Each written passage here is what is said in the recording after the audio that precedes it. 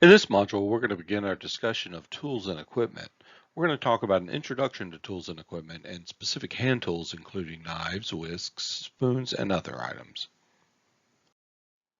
The objectives for this section are: list NSF safety standard requirements and explain safe and sanitary equipment design, select and care for knives, and identify a variety of professional kitchen tools and equipment.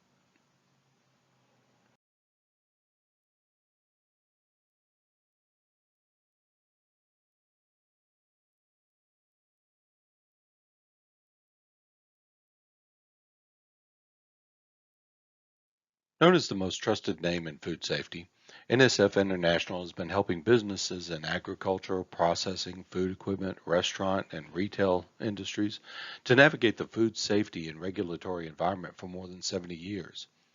Their extensive suite of food safety and quality service spans every link from farm to fork, including certification, testing, training, consulting, auditing, and regulatory compliance.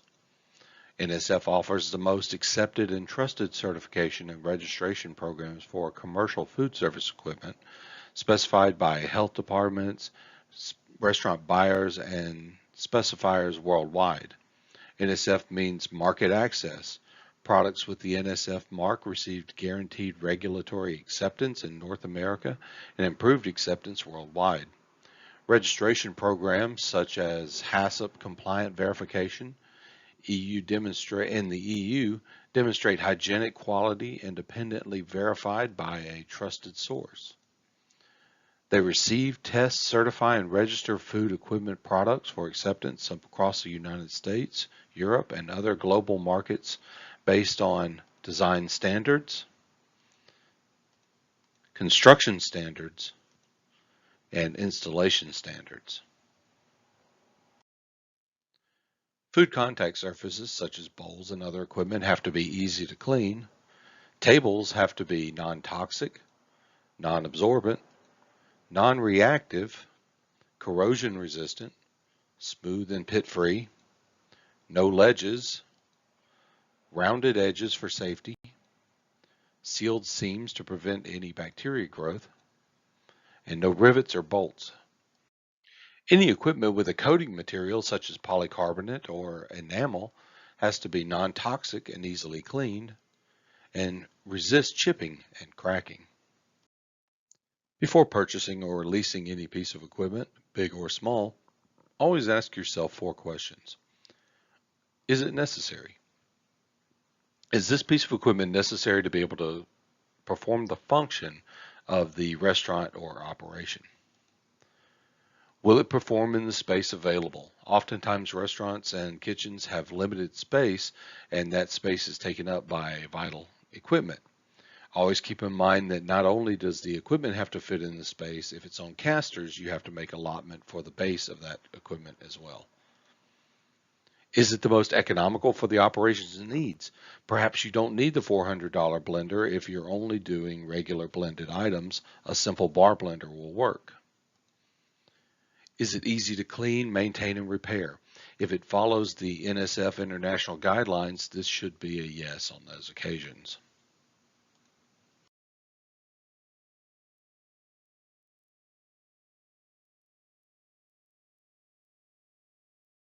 I'm Will Griffin. I'm a knife maker. The knife is the most important tool that a chef uses. A chef knife is the most versatile knife in the kitchen. If you have to buy one knife, make it a chef's knife. First, let's talk about steel. This knife here is Japanese, made in a Western style. You can see it has a lot of similarities to the Wusthof here, which is German made. The big difference between these two is that this knife is made of a carbon steel, a high carbon steel, not a stainless steel. This knife will react with the environment, so it will patina and darken over time and potentially rust as well. The patina on this steel right here is from 6 or 7 years of use in a professional kitchen, whereas the stainless steel knife, it won't patina or rust over time in most normal circumstances. The reason you might choose a carbon steel knife, carbon steel is easier to resharpen, and many people, myself included, prefer the aesthetics of a knife that adapts to its environment over time.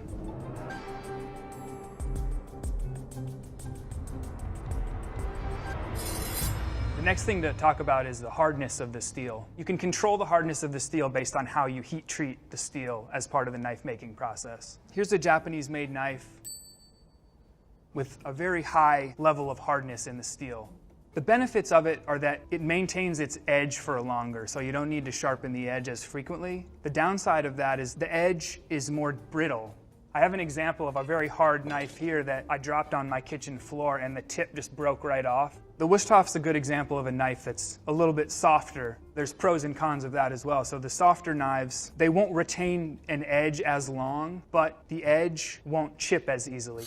And the whole knife in general will be more resistant to shock and abuse. If you were to drop it on your kitchen floor, the tip would kind of bend over and you could probably bend it back straight.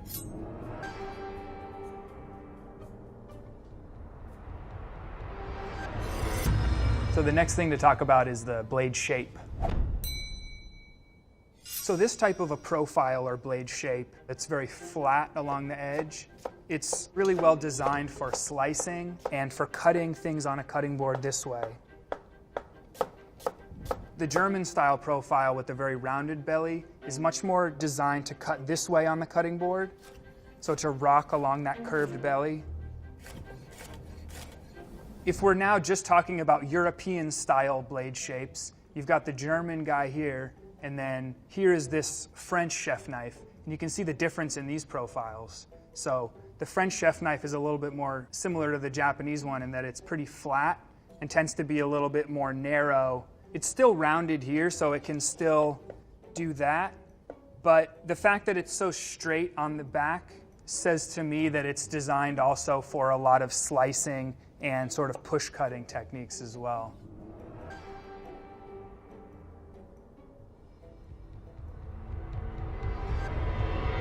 Next, let's talk about blade thickness. Here's an example of a Japanese-made knife that's very thin. The thinner a knife is, the better it is for most cutting tasks. The only downside of a thin knife is that it can be more delicate when you start to talk about more robust foods. Anything where I might run into a bone or something, this knife isn't the knife for that job. One element of the thinness is that it doesn't have a lot of weight behind it. That can be a pro or a con. It's nice to have something that's light if you're chopping all day, but also sometimes you feel like a little bit more weight can help you get through things.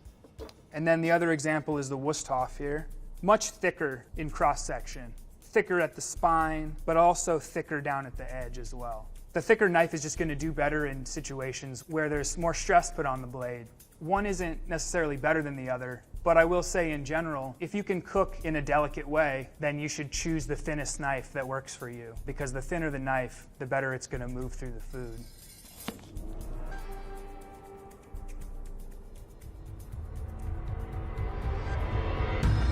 Let's talk about double bevel versus single bevel knives. This is a Japanese-made single bevel knife. The bevel refers to the part of the knife that's ground on a grinder down to the cutting edge. And you can see there's a line that's the transition between the bevel and the upper part of the knife. So this has a bevel on the right-hand side, but it does not have a bevel on the back side. Essentially, it's flat, although it's actually concave. There are a lot of benefits of knives like this. They cut extremely well.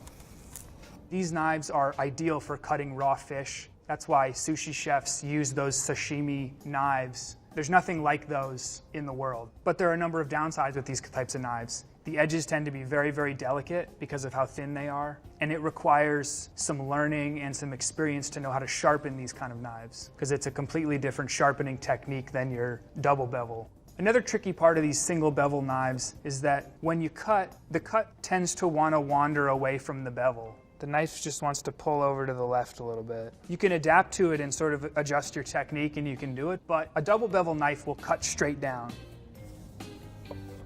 There's a small bevel here and a small one here, and it's ground equally on both sides.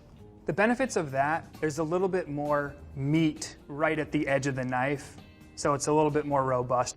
They're also easier to sharpen. Another feature of these single bevel knives is that there's a handedness to them. So this is a right-handed knife. The handle is shaped to accommodate a right-handed grip, and the blade is actually a right-handed blade as well. So the bevel's on the right-hand side and the hollow is on the left-hand side. So it's designed for a right-handed person to cut this way. A left-handed knife would have the bevel on the left and the hollow over here, and the person would cut this way. If you're left-handed, be careful before you buy one of these.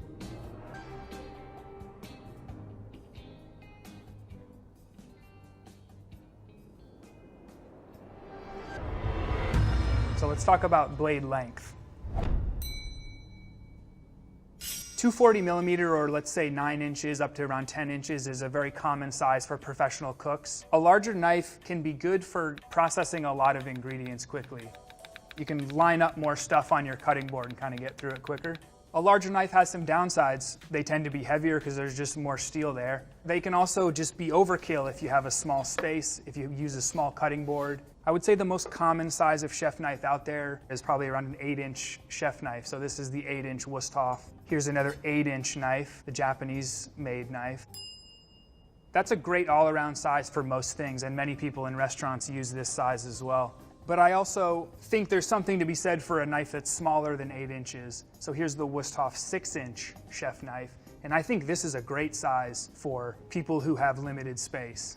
You feel like you have more control over a knife this size, especially like out towards the tip of the knife.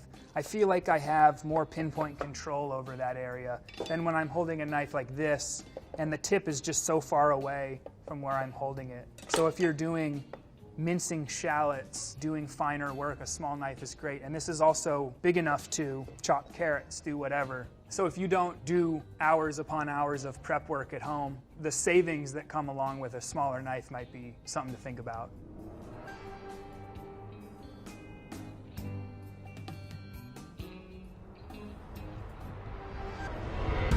Moving on to handles, first we're going to talk about the tang design. So here's a Japanese-made chef knife. Features a hidden tang style construction in the handle. It means that the steel of the blade extends part of the way into the handle and then is usually glued in there. And then there's a handle material that's shaped on top of that. Here's an example of a hidden tang knife with no handle on it. So it gives you a good sense of what's going on inside the handle of a hidden tang knife. And then if you compare the hidden tang to the full tang knife, here's the Wusthof again, the steel extends all the way through the handle, and then there's just 2 flat handle scales that are glued and riveted onto that steel. So there's a lot more mass and material back here in the handle, and that tends to move the weight of the knife back towards the handle. One difference to maybe think about is the hidden tang knife design is a little bit less suited to very heavy applications, I would say. It's not meant to be really hammered into the cutting board. A full tang design is much more robust in that area. You could be a little rougher on the knife and not worry about the handle coming apart with the tang. For most cooking applications, I wouldn't say there's a big difference in quality or strength between these 2 types of handle designs.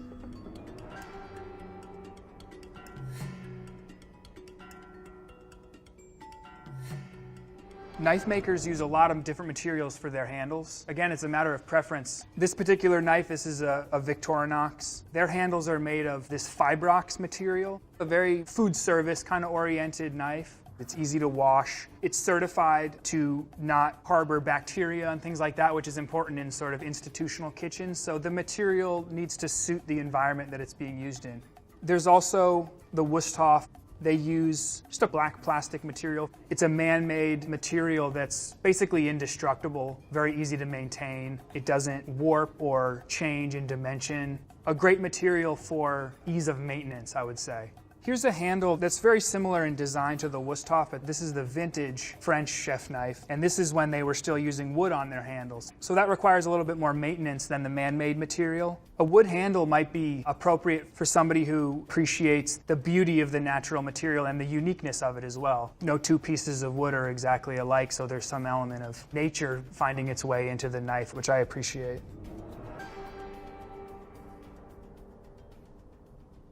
There are a really wide variety of handle shapes out there. The most important thing when it comes to choosing the shape of the handle of your knife is putting it in your hand and seeing how it feels. One thing that's characteristic of these is this flared out end of the handle here. That tends to hold your hand in place, and then it's got a little swell here that kind of fits your palm. If you look at the Sabatier, the French version, you can see how there's similarities but little differences. They both have the swell here at the end, but this one's just a little more narrow, a little straighter. You can even bring in a Western style chef knife but made in Japan. They've adopted a similar handle profile, just with a little bit more angular, I would say, but it has that same swell there, so that's a common feature. And then you can go to something like this. This is a Chroma chef knife, and they've designed sort of an interesting thing here where the handle and this blade is one integral piece of steel. A knife like this I would certainly want to hold on to before I bought one, just to make sure that that feels comfortable to me. In cooking, there's two main ways you hold a chef knife. You hold it this way for doing heavy-duty chopping, and then you hold it this way with your fingers up pinching the blade, and that's for more fine work. So this leads us into a discussion about the balance of a chef knife. I would say balance is very much a matter of personal preference. And when we talk about balance, generally we mean where does the knife balance from this end to this end? If a knife is more blade heavy, it tends to balance out here. If a knife is more handle heavy, it tends to balance somewhere along the handle. This knife is very blade heavy. Some people prefer a more handle heavy knife, some people prefer a more blade heavy knife. A knife that balances in the front of your hand, where that first finger kind of is, tends to be a knife that feels balanced. If the balance point were to be way out here, and I'm holding the knife here, that's going to be a knife that feels very top heavy. If the balance is way back here, it's going to feel like it takes a lot of extra work to get it to go this way. So in general, you want to look for a balance close to where you're holding it with this first finger. And both of these knives are close to that. This one happens to be a little bit in front of it. This one happens to be a little bit behind where that first finger is. But they're still generally balanced in that way.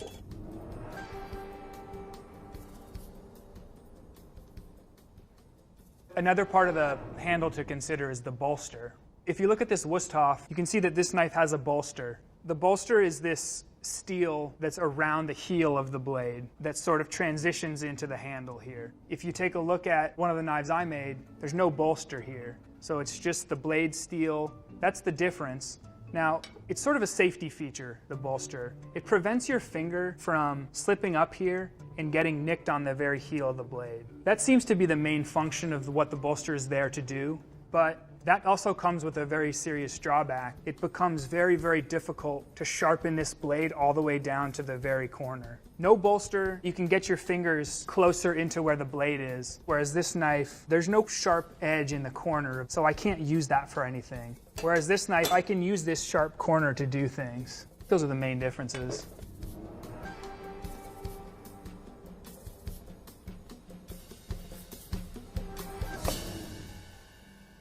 So as we've seen, there's a lot of variety in the materials and design and construction of chef knives. So when it comes to picking one, it's important to find a knife that you connect with, because you're going to be the one using it. And the more you like using it, the more you're going to be in the kitchen and the more fun you're going to have.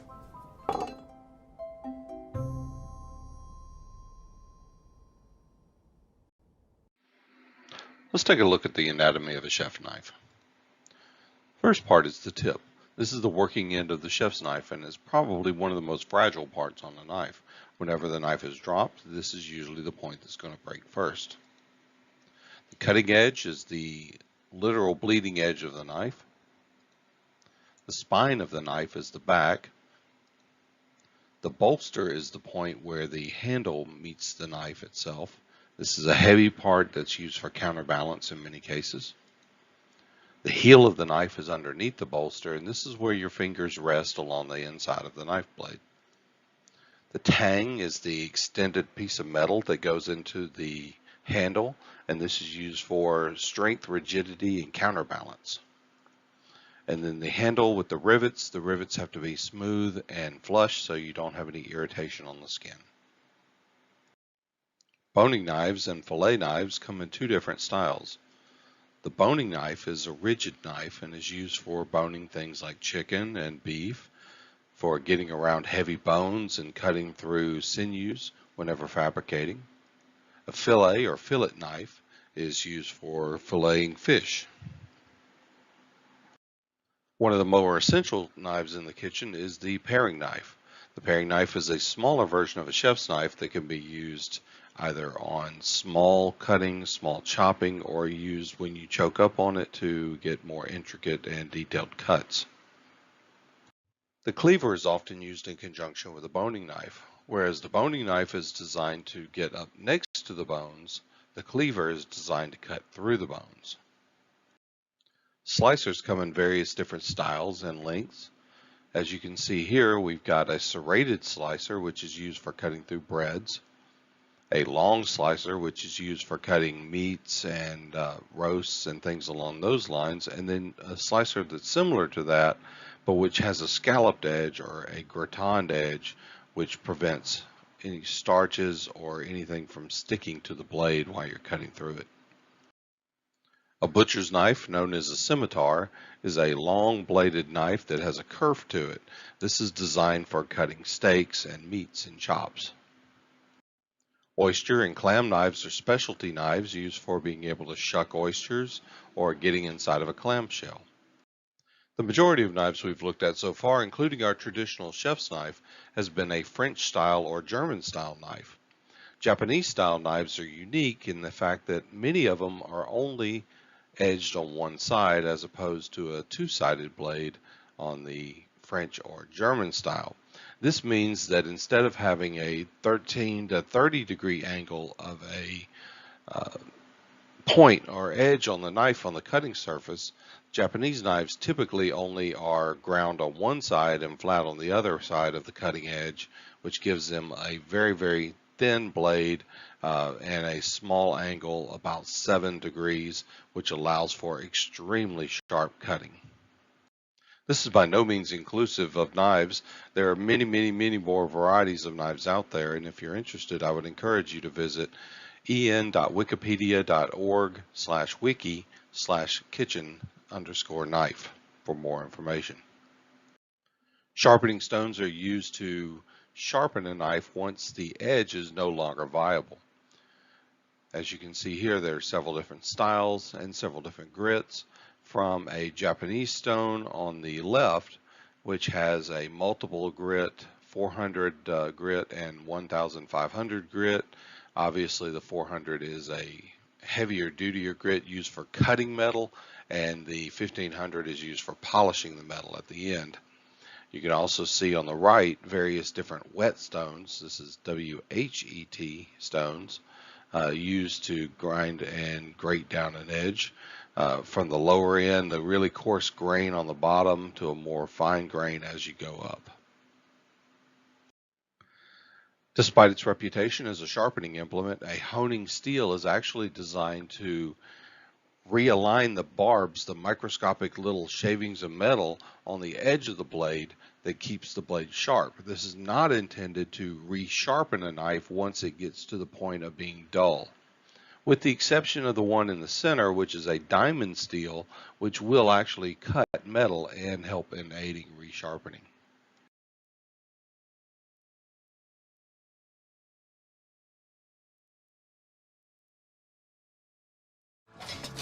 It's far harder working in the kitchen with a blunt knife than it is with a sharp knife. The secret behind keeping a sharp knife: sharpen it before and every time you use it. First, grip the steel. Feel really comfortable about holding the steel. Imagine you're holding a tennis racket or you're playing squash. You've got to be really comfortable with it. Now, 45 degrees, confident grip with the knife. This is the butt of the steel. Really important you keep your fingers behind that. You never grip a steel with your fingers over that, because the knife comes back in, you've just lost a finger. Always grip behind. Nice long strokes so we get the whole of the blade over steel. Stroke. And we start from the bottom to the top. So there, across. There, across. Slow strokes over the top of the steel. And then come back underneath. Then back underneath. It is so dangerous working in the kitchen with a blunt knife. You can cause so much damage. Working with a sharp knife is 10 times quicker, more efficient. Now, that's ready to start chopping.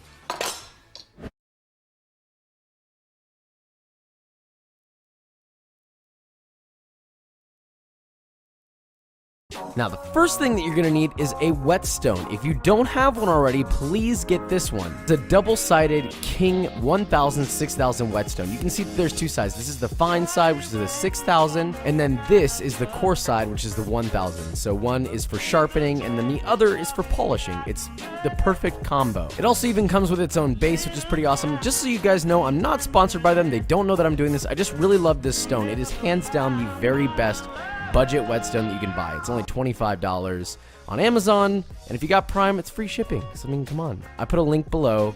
Go grab it.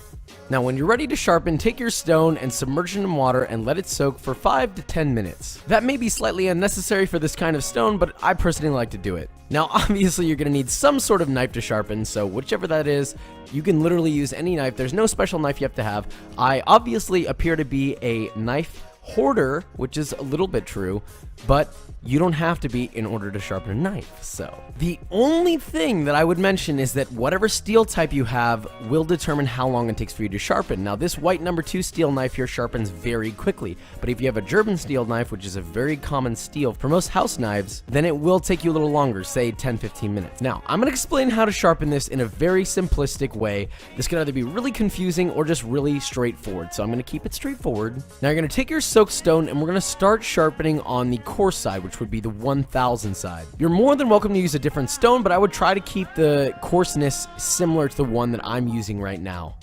Now listen carefully, there are two main factors that determine the sharpening of your knife, okay? And that is which hand is doing what. Now, the hand that's holding the handle is going to determine what angle the knife is going to be sharpening at. Where is the angle of your edge going to be? I'm not going to confuse you with which degree it needs to be. I'm just going to use simple terminologies. And then the remaining hand that's not holding the handle is going to apply pressure to the blade so you can actually sharpen it. Now remember, when you're applying pressure, you're not applying pressure in the forward stroke. You're actually applying pressure when you're dragging the knife back towards you. Now, as for what angle you should use, the method that I personally like to use, instead of determining, oh, it's going to be 45, 50, 70, whatever, it's never that accurate. So at the end of the day, just pretend that there's 2 or 3 quarters on the spine of your knife that's holding your knife up, and use that as a guide for your angle, as if there were, for some reason, 2 coins underneath the back of your knife. Now, this is going to take some practice, so don't expect to get it absolutely perfect the first time. Now, before you sharpen, make sure that you wet the top of the stone to make sure that the stone stays wet the entirety of your sharpening. If it starts to dry out, just reapply water to the top. Now, set up your sharpening. So, get that 2 or 3 coin angle, depending on whatever feels most comfortable to you, and then apply pressure in the area where you're ready to sharpen. I would recommend that you start doing the knife in segments, so let's start with the very back of the knife. Now, while first applying very little pressure, begin the movement by pushing the knife forward, and then while applying pressure, pull back. So you're going to push forward again, and then apply pressure with your fingers and pull back. You're not applying pressure with the hand that's holding the handle. Remember, you're only applying pressure with the fingers that are on the blade. The hand that's on the handle only determines the angle and moves the knife back and forth. And you're going to repeat that back and forth movement process 15 total times, or more depending on how much your knife needs to be sharpened. Now you're going to do the exact same thing on the other side with the exact same angle. And do it for the same amount of strokes as you did as the first one. And you're going to continue this process until that segment of the blade feels relatively sharp, and then repeat that process along the entirety of the blade. You're only going to be doing it in segments piece by piece. It'll probably be anywhere from 3 to 4 segments of the knife. Now, once you reach the segment of the knife where it starts to curve a little bit, do not use the same exact method. It's going to be similar, but going back and forth is just not going to work. Instead, you're going to be turning your knife just a little bit while you're doing that movement through the edge of the blade. So it's essentially the same thing, but instead of pulling it straight back and forth, you're just giving it a little bit of a turn at the same time, as you can see what I'm doing here. So it's not exactly back and forth, it's more of like a sliding back and forth. And guys, I really can't emphasize enough, but the most important thing here is trying to maintain the same angle all the way through the knife. That is going to take some practice, but I promise you that is what is going to make your knife super duper sharp. Now, once you've completed sharpening the entire length of your knife on obviously both sides to make a bevel, you're going to use the fine polishing side of your stone now. We're just going to polish the edge up, and this is going to take it from sharp to razor sharp. And just do the exact same thing that you did before, maintaining that same angle as you started with. Make sure that you wet the stone first and then run along all of the same spots that you ran over before, but this time with the polishing stone. And just to reiterate, make sure that you're getting the entire length of the blade, the entire length of the edge on both sides with the same angle. And that's pretty much it. You should have a relatively sharp knife by now. Now, it's going to get better over time as you practice, but you can literally see the edge of my knife in this video. This is the dull knife, and this is the freshly sharpened knife. You might see a little bit of a difference here. I don't know, maybe it's just me, but I feel like I feel like there's a little bit of a difference. That's just my personal opinion. So instead of using a honing rod like most people think you should be using, please use a whetstone. And that is pretty much it. It's very simple, don't overcomplicate it. It's really just a matter of making angles on two different sides. The more simplistic you view it, the easier it's gonna be to do it.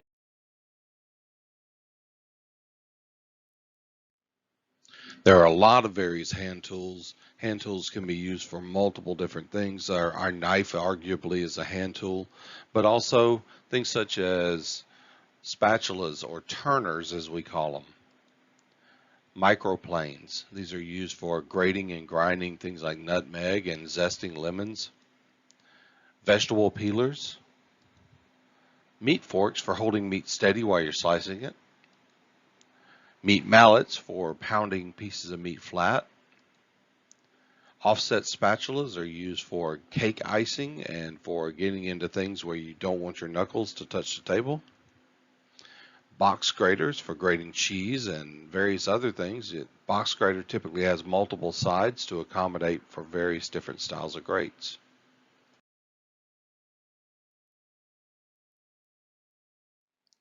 A piano whisk, so named because the wires resemble piano strings, is what most likely comes to mind when most people picture a whisk, and by far is the most common.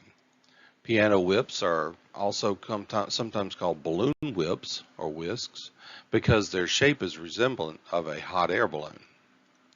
If you could have just one type of whisk at your disposal, the piano whip would also probably be the best choice.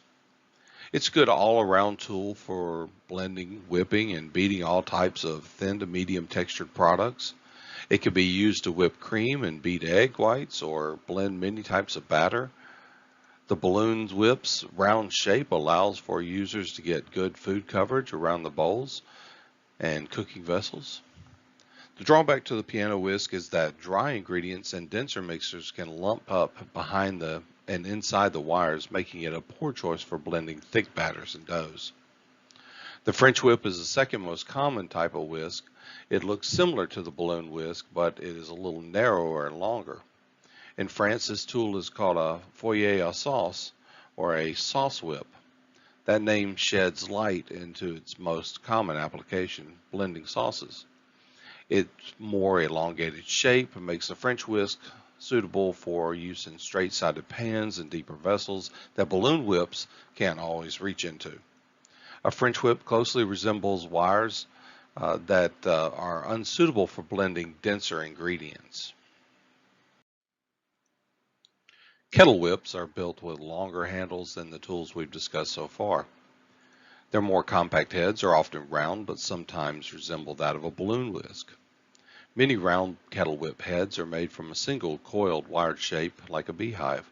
Others are built with heads that look like wire cages. The kettle whip is designed to reach deep into kettles and stock pots to effectively blend ingredients into smooth soups and sauces. Smaller kettle whips are sometimes called twirl whisks. A flat whisk or roux whisk is designed to blend pan sauces and similar concoctions in shallow vessels. Its nearly flat shape resembles a flattened balloon whisk and is optimized to cover the wide surface of a pan bottom. The flat whisk's long concentric loops blend flour and other sauce ingredients to a smooth texture. Another tool for blending pan sauces is the spiral whisk, which features a slightly angled head wrapped in a coil of wire. This coil makes the whisk an effective choice for beating up clumps of flour and other dry ingredients in a thicker sauce and gravies. The dough whisk, sometimes called a Danish dough whisk, has one of the most unique shapes out of all the tools in this category. It's made with two concentric loops of wire. The outer one is nearly perfectly round, and the inner one is formed into an oval shape with a small twist. This unique design is intended to enable cooks to blend doughs and denser batters into a uniform texture without beating them to the point of toughness or thickening cream.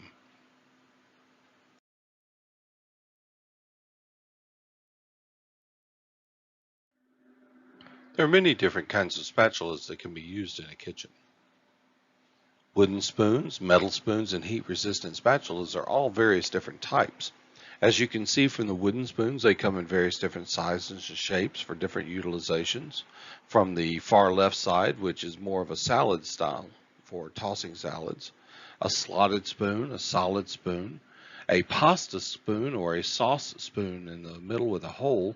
That hole is typically used to measure pasta or for making sure that nothing sticks to the inside. It also has an edge to where it can use as a scraper for getting sauces around the edge of a pan, and various different other ones. Wooden spoons are unique in the fact that they will not mar or damage the surface of a lot of pots, particularly those that are Teflon coated.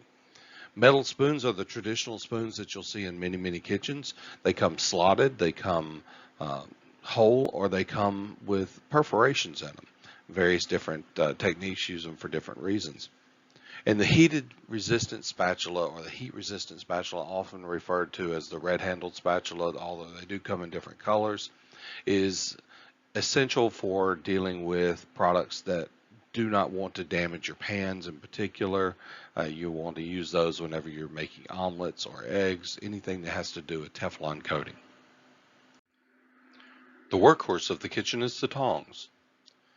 The standard tong are the spring-loaded tongs, which are used for pretty much everything in the kitchen. They can be used to move ingredients around on the grill. They can be used to help hold a pan while it's in transit. The spring-loaded tongs come in various different sizes, from 9 inches all the way up to 18 inches. Along with that, you have the coated handle tongs. These are used for applications where hot environments are a factor and you want something to be able to protect your hand. Color coding them also allows you to be able to sort them based on their utilization. Maybe you have a special kit that's designed for allergens. Typically allergens are resembled by the color purple. Not everything that's done in the kitchen is done by using a chef's knife. Sometimes we cut using other implements as well to be able to speed up the process.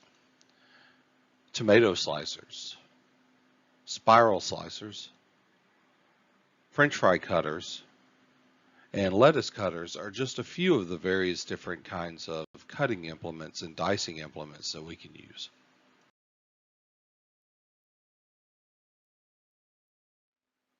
This is a brief introduction into the equipment used for weights and measures.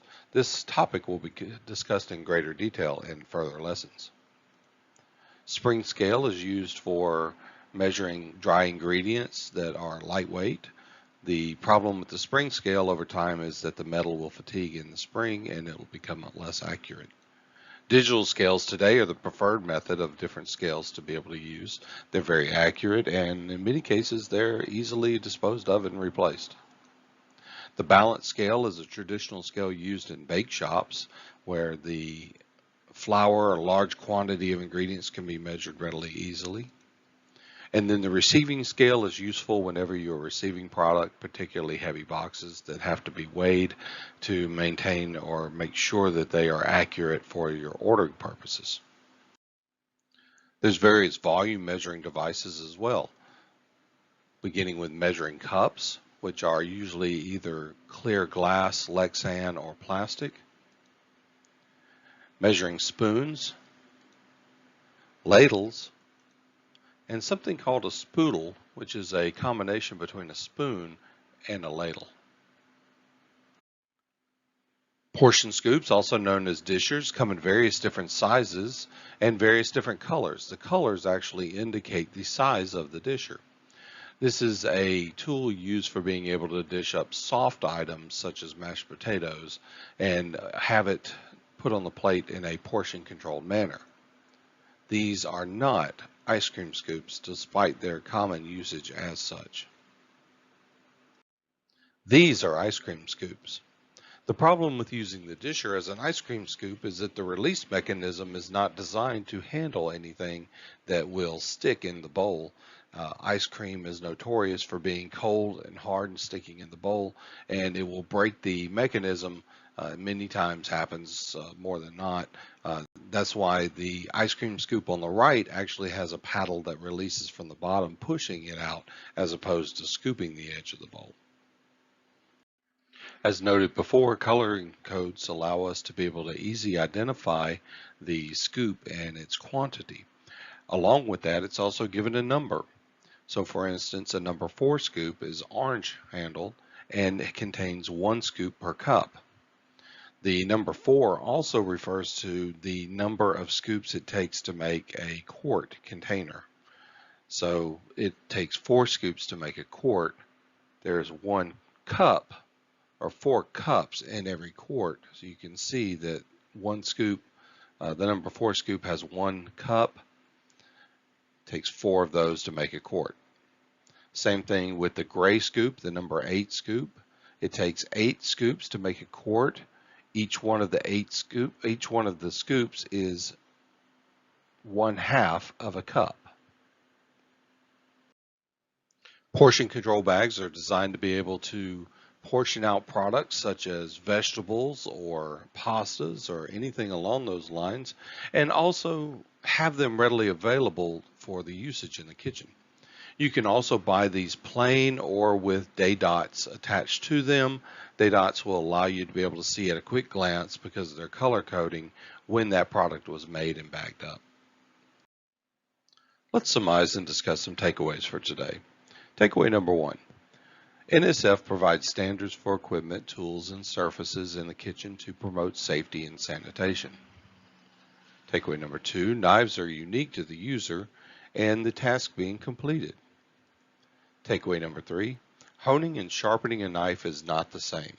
Honing is done more often to keep a knife sharp, whereas sharpening is only done when the knife becomes dull and will no longer cut despite honing. Takeaway number 4, piano whips and French whisks are the most common whisk. However, there are several job-specific whisks available. Takeaway number 5, portion scoops or dishers are not ice cream scoops. Takeaway number 6, portion scoops are color-coded and numbered in a way to easily identify them. This presentation will attempt to give an overview of the different smallwares and pieces of equipment that you'll experience in a restaurant environment. However, it's not an exhaustive list. For more information, I suggest ktom.com, which can be accessed at the link on the screen.